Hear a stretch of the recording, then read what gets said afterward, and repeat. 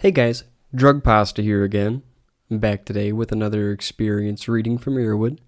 This one is titled Visits Home to Myself. The substance used was LSD, published by Gene. The dose was 1 hit of LSD. Body weight at the time of experience was 98 pounds. I'm thinking back 33 years.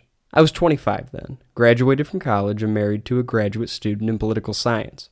The acid was made by a grad student in chemistry in Ann Arbor. We knew and trusted the source. My husband took it a couple of times, and eventually I decided to try it. I'd thought about it, and it was a genuine decision. I think all of that was important. There was no second guessing or the decision or fears about what was in the tab. I took it in the early evening.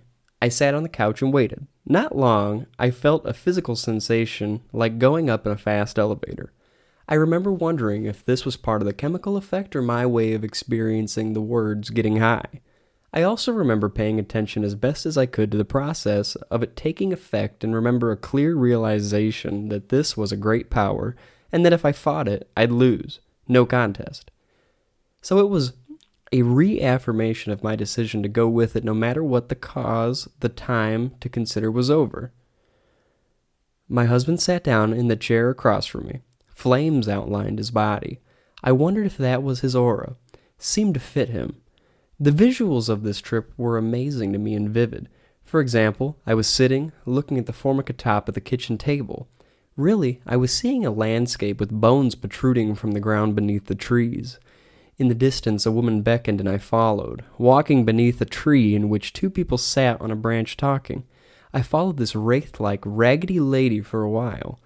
Eventually, she stopped at the mouth of a dark cave and turned to wave me forward. I stopped. No. The entire place vanished, leaving the tabletop as before.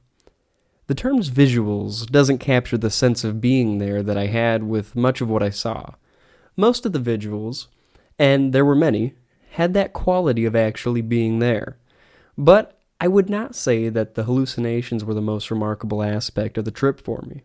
In fact, I would have to say that they were negligible in comparison to the profound sense, the absolute conviction that I was okay, that I was enough, that I had a right to be here.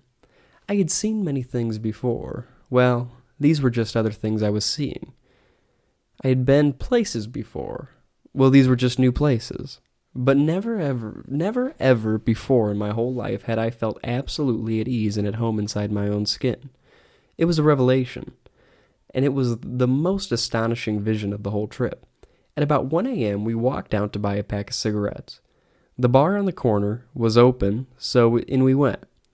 In the moment it took us to cross the threshold and walk 5 feet inside, the entire place fell silent with everyone staring at us.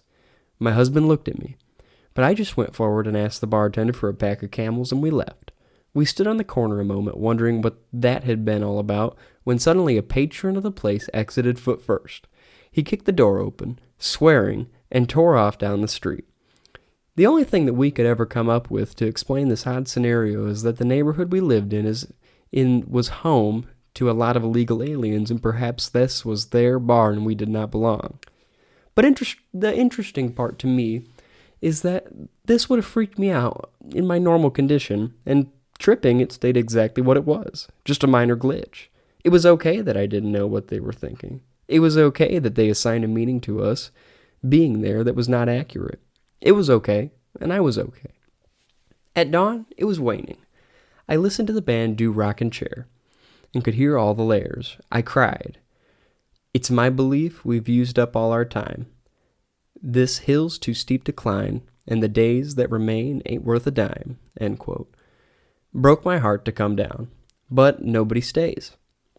I went to bed after that, so sad, until the cartoon of 2 hilarious chickens started on the wall of the room, just like a parting gift. I laughed till I cried again, then fell asleep. I tripped a few times again after that, not many. Every time it was a visit home to myself. To me, without all the unnecessary social baggage of anxiety, guilt, shame, competition, comparison, and rigid conformity. How well I lived without all of that. The other day, one of my sons was listening to a Terence McKenna tape. McKenna said that his life happened years ago in the Amazon, and that in a sense, the time since had been thrown away.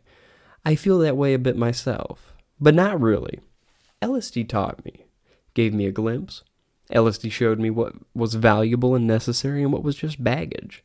Showed me what I was dealing with and in what direction to head. I never got over that, and I hope I never do.